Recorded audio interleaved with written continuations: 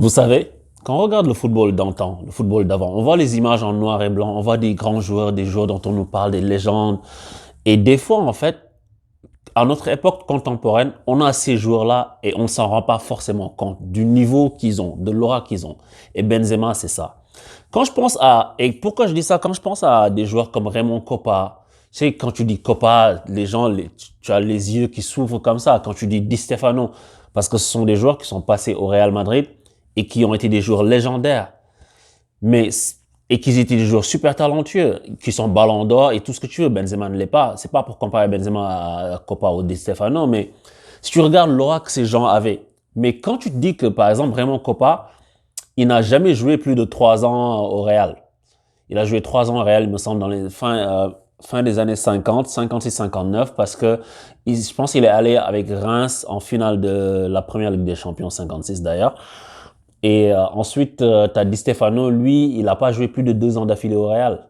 Il a fait un hiatus, il est revenu. Mais tout ça pour dire qu'en fait, ce que Benzema est en train de faire, c'est extraordinaire. Et c'est quelque chose, je pense, qui n'est pas encore pris à sa juste valeur. Parce que les gens savent qu'il est très fort, les gens le voient, mais t'as l'impression, je pense que si Benzema, les générations qui vont venir dans 20, 30 ans, si les images étaient en noir et blanc, peut-être, ça les ferait encore plus rêver et se dirait, mais c'est qui ce type, quoi? Le gars, il est au Real depuis plus d'une décennie. Et il fait des choses incroyables. Et c'est devenu le boss du Real. Parce que quand Cristiano est parti, et Benzema, c'est un joueur tellement intelligent, qui sait tellement jouer au football. Tu vois que c'est quelqu'un qui aime le football. Tu vois que c'est un joueur qui aime jouer avec le ballon. C'est un numéro 9, mais qui n'est pas obsédé par le but, mais qui va te sortir l'équipe d'une situation. Et Benzema, moi, je me souviens, en fait, quand il a commencé à Lyon, t'imagines, on se souvient du premier match de Benzema quand il est rentré à Lyon. Et à cette époque-là, il y a Pierre Ménez qui avait fait une bonne analyse, ça lui arrive. Écoutez, Pierre Ménez disait, ce gars, c'est le futur de l'équipe de France, futur attaquant de l'équipe de France. C'est le premier que j'ai entendu dire ça. Et c'est il y a longtemps. Hein. Et Benzema, je me souviens quand il a joué contre Manchester United, c'était en 2008, quand il marque le match où on fait un but partout, Manchester-Lyon un but partout, et Cristiano Ronaldo qui avait égalisé pour Manchester United. Après, il est parti au Real. Et tout ce qu'il a fait depuis, en fait, son ascension constante. Benzema, c'est un joueur, il a jamais reculé. Et déjà, il était déjà super fort en France, mais il est extrêmement fort au Real. Et c'est un gâchis. C'est vraiment un gâchis parce que quand tu vois que l'équipe de France va se priver de Karim Benzema, et je sais les gars, je le sais. Je sais qu'il y a tellement de choses qui se passent autour. J'ai déjà fait une vidéo là-dessus que j'appelais Benzema est-il un criminel parce qu'il ne sera pas appelé. C'est sûr qu'il ne sera pas appelé. Ça ravit certains comme comme ça débecte d'autres. Parce qu'il y a des gens qui détestent Benzema, il y a des gens qui trouvent que Benzema il est impardonnable, il y a des gens qui trouvent que Benzema il a trempé dans une affaire, même si c'est pas lui, il aurait dû savoir, etc., etc. Ça peut se comprendre. Mais il y a d'autres gens pour l'amour du jeu, pour l'amour de ce que Benzema fait, quoi. Et moi j'en fais partie. Moi j'aurais aimé qu'il soit en équipe de France. Et malheureusement ce sera pas le cas. C'est pour ça que c'est un gaspillage énorme. Parce que ça n'a rien à voir avec Giroud, hein, parce que je pense que les deux peuvent être mis ensemble, tu sais, dans une façon d'alterner les choses, parce que la France va avoir un problème. La France va arriver à l'Euro avec un Griezmann en petite forme. Peut-être qu'il peut se transcender en équipe de France, on ne sait jamais, hein, mais là, Griezmann, il est en petite forme. Griezmann, il est devenu lieutenant. Et il est dans l'ombre de Messi, Griezmann. Et des fois, tu dis ça, c'est des phrases, des fois, qui sont bateaux, qui veulent rien dire, mais en l'occurrence, c'est le cas. Griezmann au Barça, t'as l'impression que c'est un second couteau, un sous-fifre, alors que Griezmann c'est un super joueur. Hey, Griezmann c'est un super joueur. Mais la confiance, parce qu'il a fait un mauvais move au Barça, la confiance s'effrite, le joueur n'est pas en train de donner la pleine mesure de son potentiel. Et ça va les suivre, quoi. Et Mbappé aussi, on le voit, Mbappé qui est branché sur courant alternatif.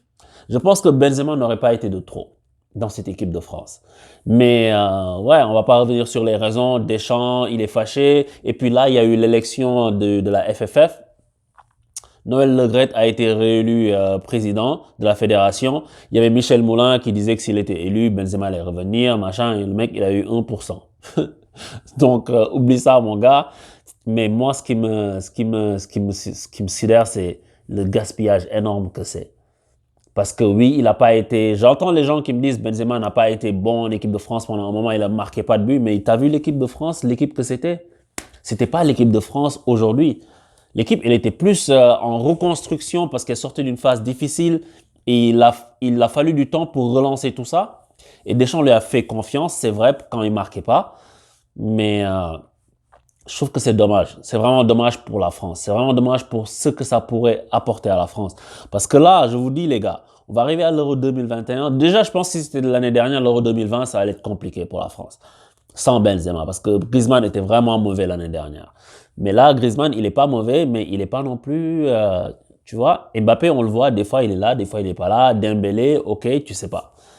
Donc c'est pour ça que je trouve que c'est un gaspillage. Et je trouve que ce joueur, quand il prendra sa retraite, et 10 ans après qu'il prenne sa retraite, les gens vont se dire waouh, quand même. Parce qu'on est dans une époque qui est un peu vampirisée par Cristiano Ronaldo, Lionel Messi. Les gens ne voient que ça flash, ça crépite. Bon là, ils sont à la fin, c'est sûr. D'ici 2 ans, Cristiano Messi, merci, bonsoir les gars, vous avez tout fait, ciao. Mais un joueur comme ça qui a réussi à se mettre au service d'un énorme joueur comme Ronaldo, quand il est parti, il a réussi à être le joueur. Benzema aujourd'hui, c'est le meilleur joueur du Real. Quoi qu'on en dise, qu'on l'aime ou pas. Tu vois? Et les gens ont le droit de pas aimer Benzema. Et by the way, c'est pas parce que quelqu'un aime pas Benzema qu'il est raciste ou machin. T'as le droit de pas aimer un joueur. Si c'est pour les bonnes raisons, tu vois, on est d'accord. Mais j'adore ce joueur. J'adore ce joueur. Il est élégant techniquement, il joue et le Real, ils étaient dans la panade. C'est lui qui vient, et depuis plusieurs matchs, c'est lui qui rentre, qui marque des buts. C'est Karim Benzema. Donc, je trouve que c'est un gâchis. Maintenant, le Real, ça permet au Real d'avancer pour parler de la Champions League. Le Real avance en battant l'Atalanta.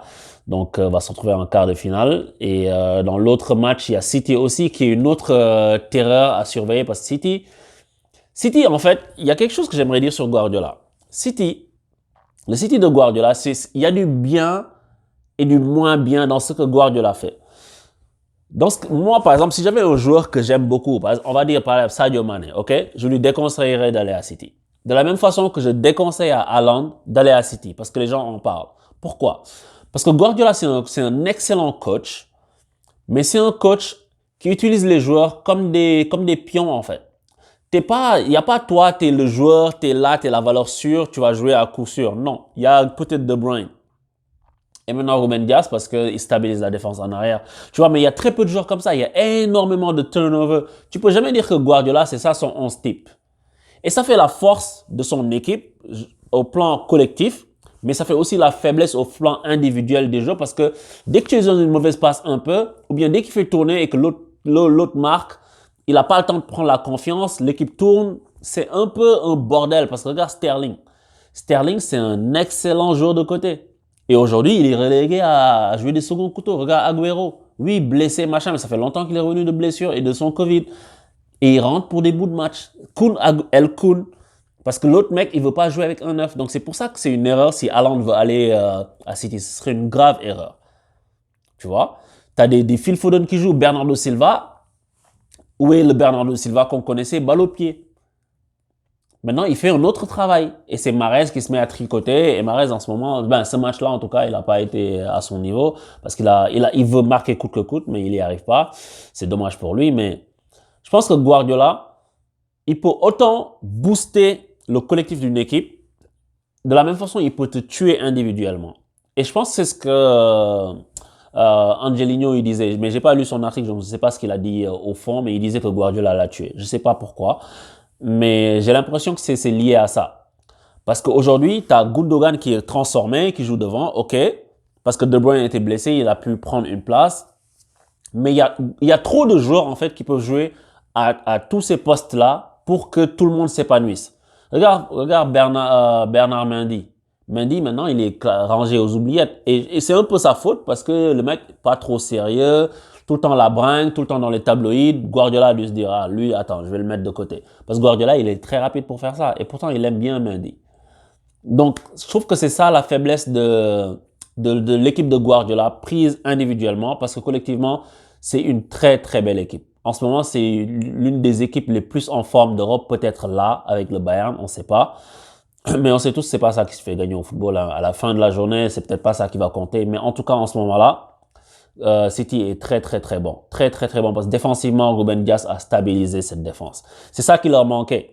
Un Koulibaly, Ruben Dias a pu être à ce niveau-là. On l'attendait peut-être pas forcément. C'était un bon défenseur à Benfica, mais on savait pas qu'il allait peut-être pouvoir élever son niveau à ce point-là. Donc c'est très bien. Ils ont beaucoup de défenseurs, des Cancelo, c'est interchangeable, des Zinchenko, Mendy qui est sur le côté, Kyle Walker. Au milieu, il y a du monde et sur les côtés. Donc City, en fait, c'est une équipe, tu peux aller, si tu veux gagner des titres, parce qu'ils vont gagner des titres. La Ligue des Champions cette année, moi, je ne le souhaite pas. Je le souhaite au PSG, of course. Mais si tu veux gagner des titres, c'est sûr que c'est une bonne équipe où être.